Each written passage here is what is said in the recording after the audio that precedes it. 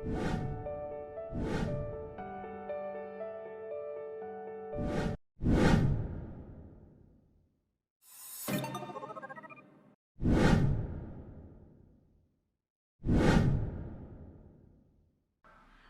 to a new episode of A Journey with Joana Marie, where passion and fashion lead to your ultimate success. I'm your host, Joana Marie, and today we are going to be joined in by another, as you know, fantabulous human being who is a personal friend of mine. She is also an influencer, a community builder, and she has already made an impact to the lives of thousands of Filipinos here and abroad. Curious na ba kayo kung sino to? I'm sure you are so excited. So, let's call her in.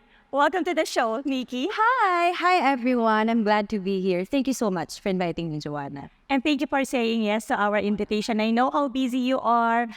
Ang dami mong tinutulungan mga tao left and right. People are asking for you to be mentored by you, right? And here you are. Binigyan mo kami ng opportunity dito sa show namin. Maraming salamat. Thank you, Beshi. By the way, our dear viewers, I call her Beshi. So, mahabang kwento kung paano nangyari. Basta, BFF kami.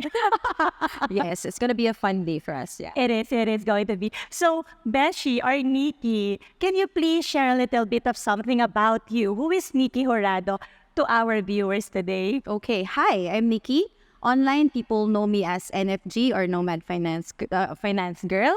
I wrote the book How to YOLO Wisely, and I lead the community. It's called Patatas Spam by NFG. Patatas talaga, no? Yeah. So basically, I teach people how to become potatoes or how to live lives where they have a lot of money but also so much time so that they can do what they want to do if money wasn't an issue. Wow!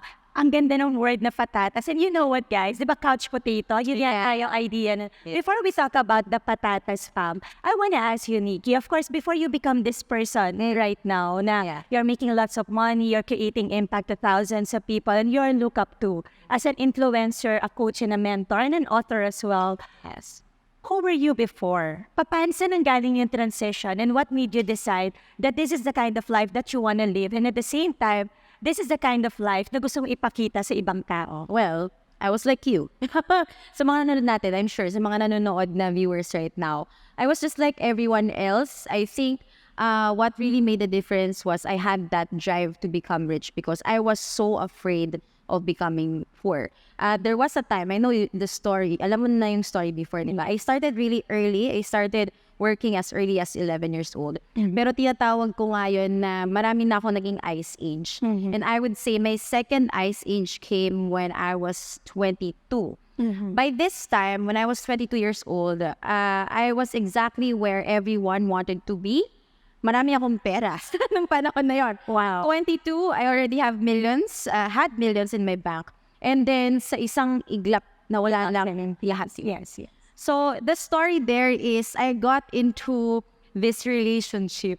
Romantic relationship. Yes. So I was 22. I had properties. Now, by societal standards, I made it. Yes. Alam mo yun? At 22. Yeah. And not everybody can actually say that with so much pride. Yes. You have money, you have relationship, you have properties, and then the relationship And then was broken. Yeah, because this relationship, this guy was also my business partner in most of my ventures. And it started out well, but 2 years into the relationship, naging physically and verbally abusive siya. I would find myself in hospitals over. Oh my God. Yeah, it was crazy. And na-realize ko, sobrang kumapit ako sa relasyon na yun kasi sabay namin binild yung wealth namin. So is it like yung parang yung self-identity mo? Yeah. Naka-attach doon sa relationship. And also because you invested time and money. As well. And I was so scared na, like logically I would think I shouldn't stay here anymore. But I was so afraid that if I left that relationship, I would lose everything. Yes. So mawawala ko yung pera, yung properties, investments, everything. And the worst part about this was we lived in my room in my parents' house. So my mom, who was just in the other room, had no idea what was happening. Okay. Nalaman lang niya after. And I don't know what happened. Something clicked in me na parang sabi ko, ayoko na. And I have to leave na. Kasi naisip ko na lang, if I was able to build my wealth, I know that I'll be able to do it over and over again. Yes. What I realized, and something that I learned until now, I teach this to other people na binubuhat ko na lagi. Pwede kang mawalan pa ulit. But as long as you have the skills, the network, and most importantly, your mindset. And ngayon, idadagdag ko na rin your belief in something bigger than yourself. Yes. You know, for some people, it's God. For some people, they call it the universe. Ano man yan, something that's greater than you. Hindi ka maghihirap. True. So when I finally learned that lesson, I left. Ginawa ko, girl, kasi sa bahay ko yun, diba? Kinuha ko lahat ng gamit niya, iniwan ko sa labas, and then umalis muna ako, nag-hotel ako, hindi ako nagparamdam ng, kasi baka hanapin ako. Yes. Hanggang tinigilan na lang din ako. And true enough, I lost all of my money. Yes. May natira siguro sa akin less than 100,000, but I wasn't a millionaire already overnight. Yeah. You know what? What struck me the most is that yung sinabi mo kanina that you were so afraid that you're going to lose all the money, you're going to lose the relationships. But one thing that you neglect to see that you were already losing on the process was you. Yeah, exactly. Right? And so many people out there, they were so afraid to let go of something na nag-hold back sa kanila because nga they're seeing all this exterior without them realizing na bulok na bulok, sirang-sira na pala sila sa inside, which is the most important actually. So how were you able to rebuild yourself? And congratulations that you finally had the courage to actually leave. Yeah. To think bahay mo pa yun. Oo nga. Ikaw yung lumayas muna. Yeah, yun yung nakakatawa. And marami pa, even like our employees were also my friends. I lost them all. Like ako talaga yung parang nahiwalay sa sistema, no? But yeah, I loved how you said na I lost myself, and that's also how I learned na as long as makip mo yung sarili mo, never kang maghihirap talaga. So that's also how I started. I look back that, okay, I only have less than 100,000. How can I rebuild? I want to go back to the millionaire's lane. Kasi syempre, na-experience mo na yun. Ayaw mo na bumalik ulit. Oo. And sabi nga nila once you already set the mind, you already have the skill, so easy to go back. Yeah, kahit na tama yung sinabi mo, kahit paulit-ulit kang madapa, as long as na-build mo na yung system, you know how to do it, it's so easy for you to go back and earn it back. Exactly. Right. So that's exactly what I did. I just sat down, like sa room ko, naglista lang talaga ako. You know what, when I'm planning, kailangan may whiteboard ako lagi for some reason. So naka-white, ang laki-laki ng whiteboard. So whiteboard lang ako. Planning, just listing down, what are my strengths? What are my non-negotiables? What are my core values? Kahit anong gawin ko, dapat hindi lumagpas sa non-negotiables ko. Yung money. Because yes, I want to be a millionaire, but there are things na there are lines I will never cross. So klaro rin yun. I think for everyone, I would say, please remember this. You should know your core values because your core values, they act like your compass.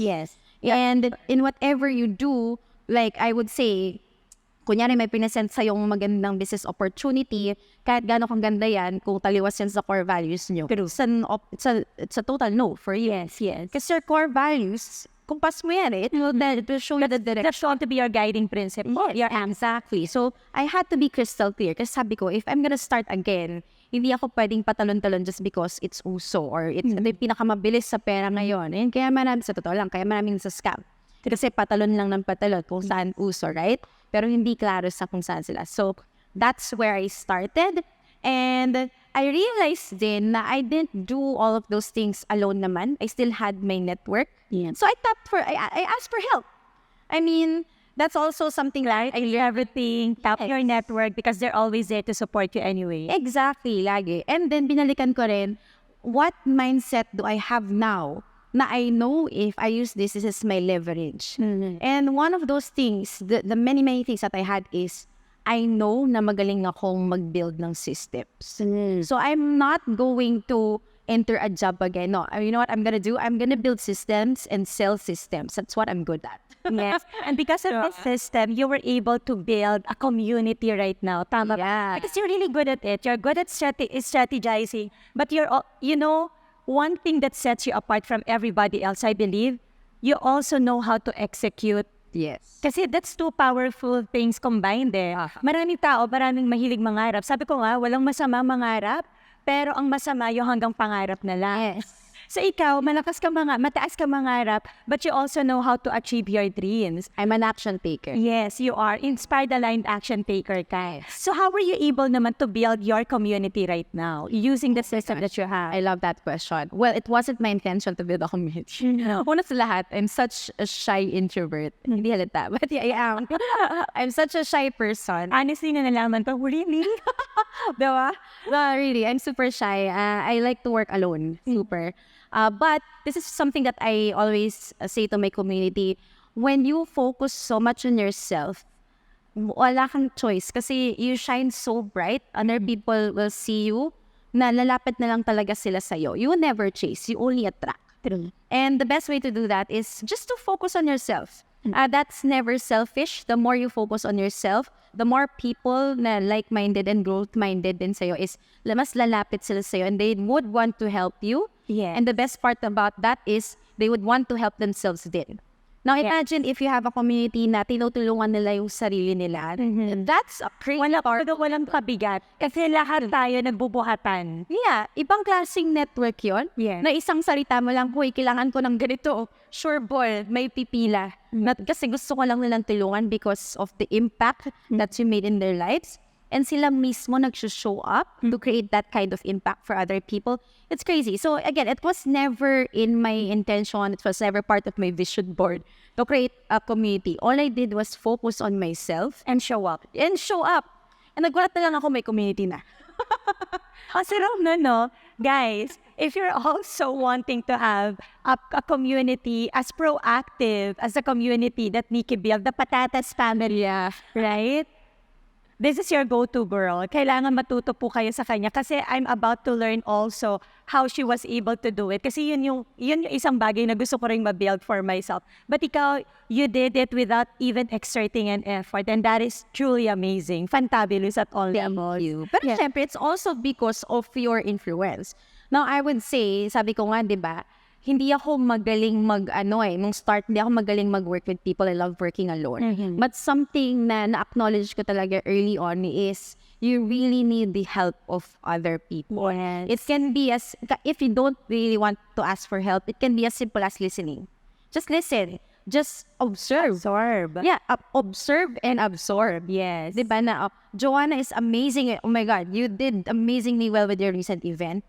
Alam ko, record breaker ka right now, diba? So ako, I'm thinking, hey, I want to get that also. So instead of being inggit, yung tinatawagan nilang tamang inggit. Instead of being jealous, why be jealous? I want to be her ally. I want to be part of her inner circle because I want to learn from her. Yes. Diba? So talagang nag-invest ako ng sobrang daming oras at even pera just to learn from other people. So that's also very, very important. And speaking of investment, you are one person that I truly believe na hindi ka talaga natatakot mag-invest sa self-growth mo.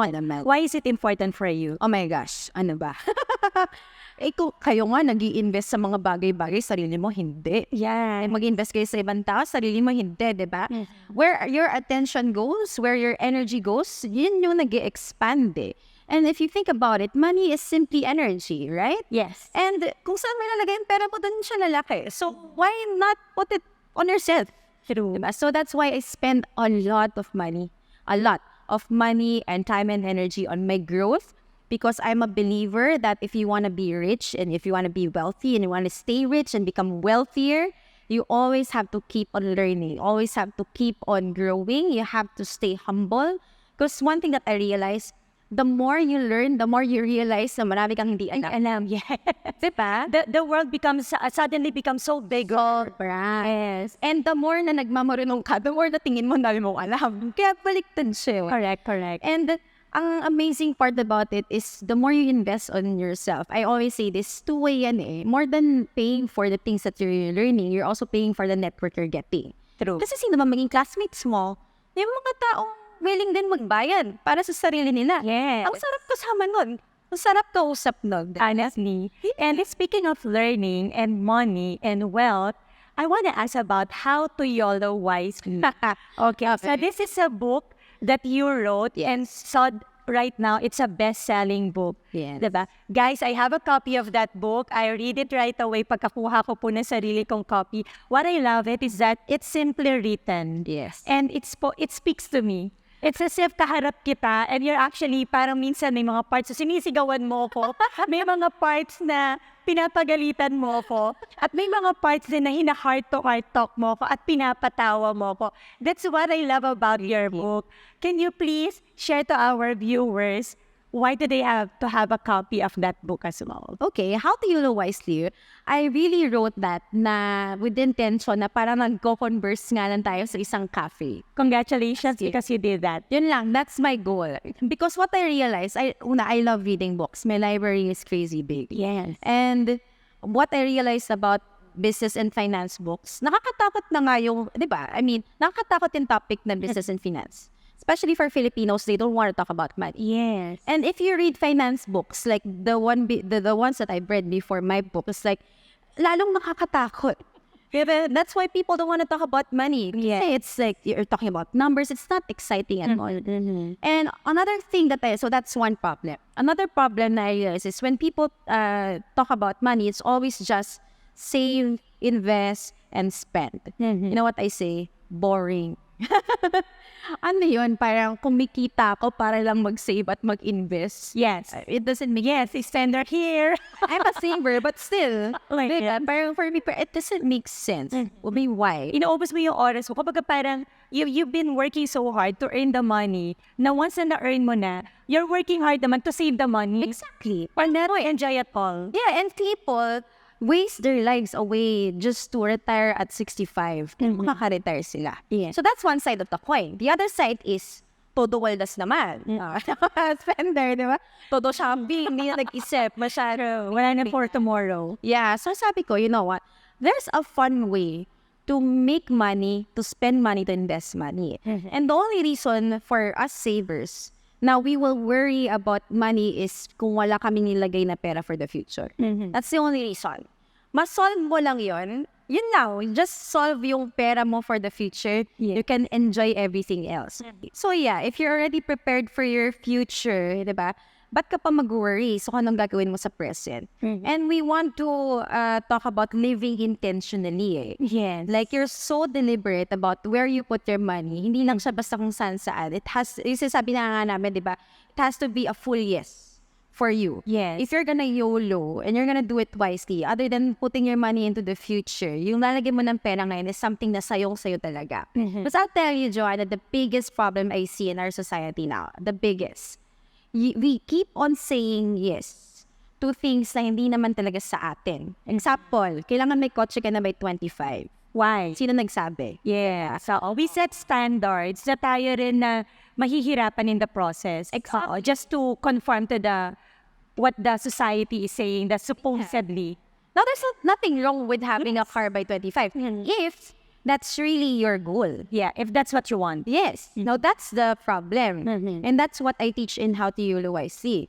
Ano ba talaga yung sayong-sayo? Yeah. How do you define success? So, going back to you, kumbaga, parang this is you going back to your core value. Yes. Alignment. Yes. Ano ba talaga? Kung hindi sa'yo yan, and this is what we say in the book, if that's not your goal, then you're just living someone else's life. And I think that's such a waste of a good life. Yes, yes. Right? Yes. All right. I love it. Okay. That is the reason, guys, you have to get the book right now. So, Nikki, because I often hear you tell your 20-ish something life. So, if there are people that nasa around 20s also right now, Yeah. and they kind of feeling lost, and they don't know what to do as well, what is the message that you want to share to them? Because you were at once in your life lost as well. Yeah, I love that. You know what? You know why you're lost? Wala kayong mapa.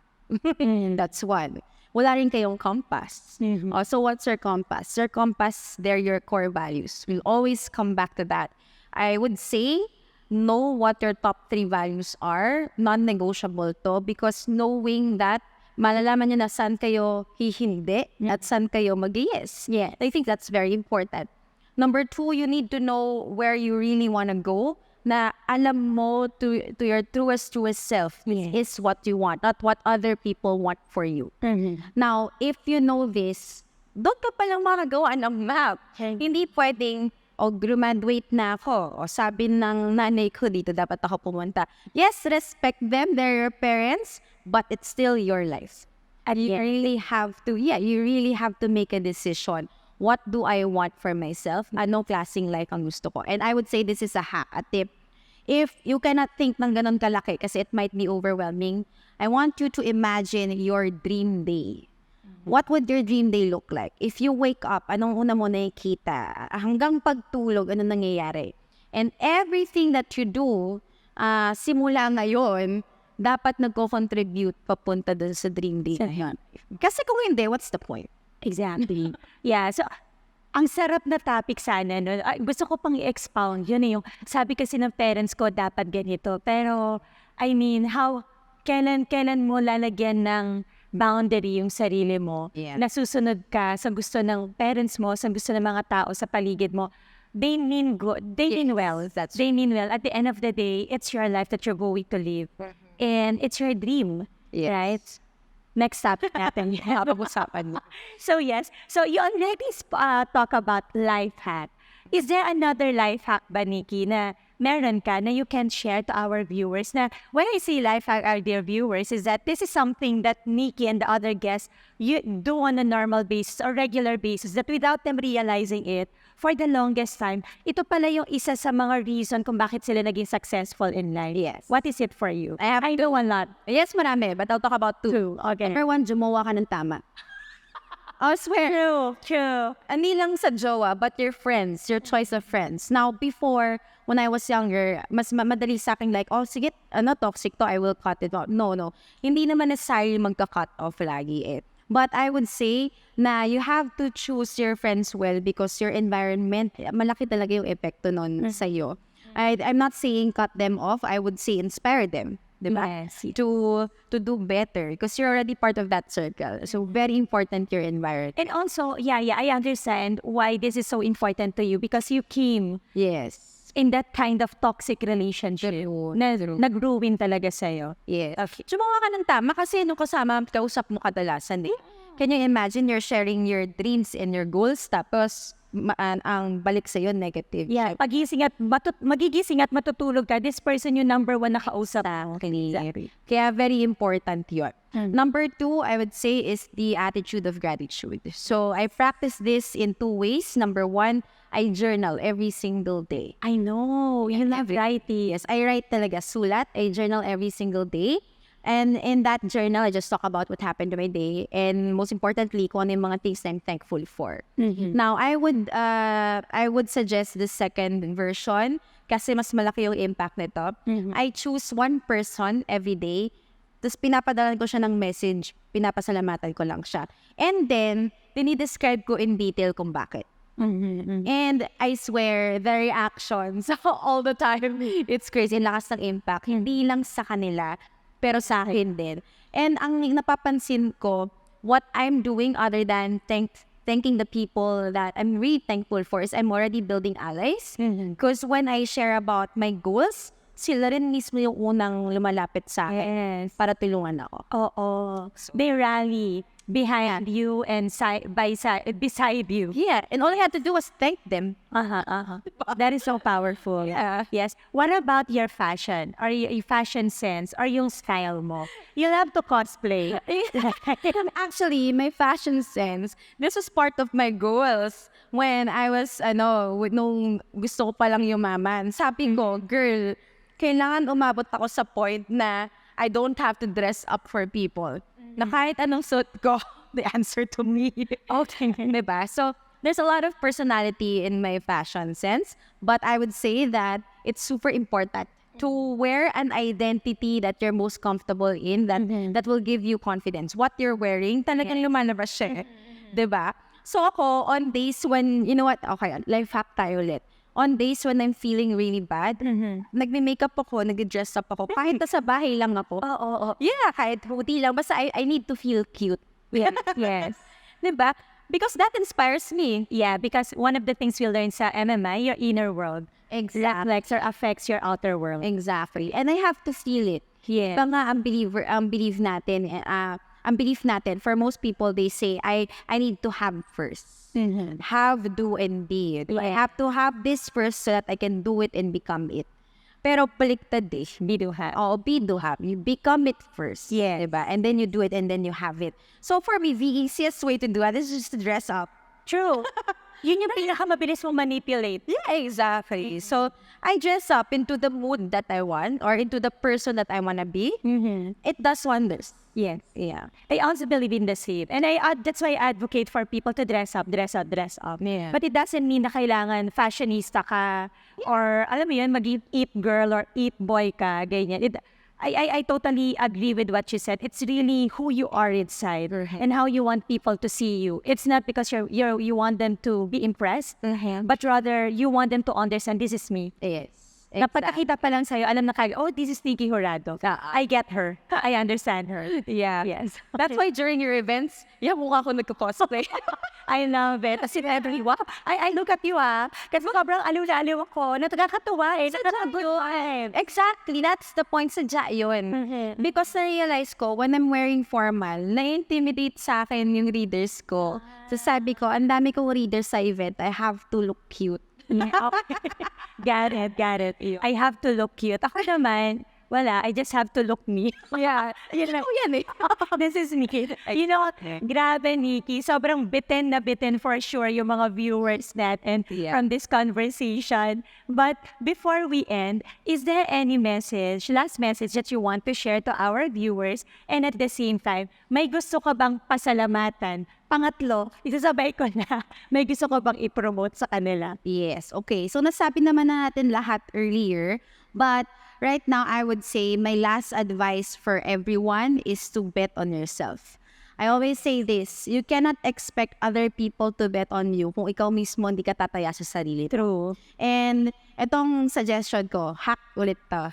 When you're afraid, kung kailan ka pinakatakot, dun ka dapat pinakatataya sa self mo. That's the best time to do it. Okay? Di ba sabi nga natin, you're not afraid, you're just excited. True. Hindi mo lang nagigets. Yes. Because it's the same vibration. Yes, exactly the same. For people I want to thank, there's a lot of people I want to thank, but of course, I'll start with you. I want to thank Joana for this platform. I appreciate everything that you do. Sobrang idol ka ng marami sa Patatas Fam. I also want to thank my readers, Mark, and of course, Patatas Fam. My team, NFG team, thank you so much for supporting me. Ano yung last? Siyempre si Mark, pinakilig na natin kanina. Oo naman. Diba sa life hack mo? Anything that you want to promote? Yes, if you want a copy of my book, How to YOLO Wisely, right now it's sold out. Wow, that's crazy. So please abangan na lang. We are releasing new versions of that book. I am actually currently rewriting the book so that we can scale it up to the global level. I'm also currently writing book number 2. It's happening. Yes. New York best-selling na dapat yung target. Claim na. Global. Sure na yan. Done. Yes. It is done. Sure na yan. And on top of that, I am rewriting 20 plus ebooks that I wrote throughout the year. So a lot of things are happening. But while we're waiting for that, if you want to learn more from me, just follow me on Facebook. It's NFG. Or join our Facebook group. It's Patatas Fam by the NFG.